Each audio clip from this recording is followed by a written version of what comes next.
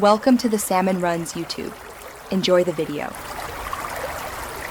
In this video, I will explain how to use Webflow in Figma. Start by installing the Figma to Webflow plugin, a crucial first step for seamless integration. This powerful tool bridges the gap between your design and development workflows.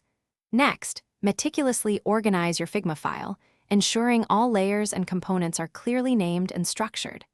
A well-prepared design, with consistent naming conventions, will significantly streamline the export process, saving you valuable time and effort later on.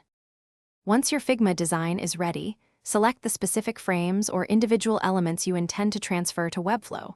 Then, open the Figma to Webflow plugin and carefully review the export settings. You'll have options to export your design as clean HTML, well-structured CSS, or even a combination of both, depending on your project's unique requirements. This flexibility ensures your design translates accurately. Now, navigate to Webflow and either create a brand new project or open an existing one where you want to integrate your design. Paste the HTML and CSS code, which you copied from the Figma plugin, directly into Webflow's custom code editor. After importing, you can fine-tune the styling, adjust responsiveness, and add interactions using Webflow's intuitive visual designer, ensuring a perfect fit.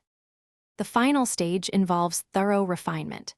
Carefully review all elements to confirm they render perfectly across various devices and screen sizes. Optimize your images and other assets to ensure lightning-fast loading times and superior overall performance. Once everything looks impeccable and functions smoothly, you are ready to publish your Webflow site, making your beautifully designed and developed project live and accessible to your audience.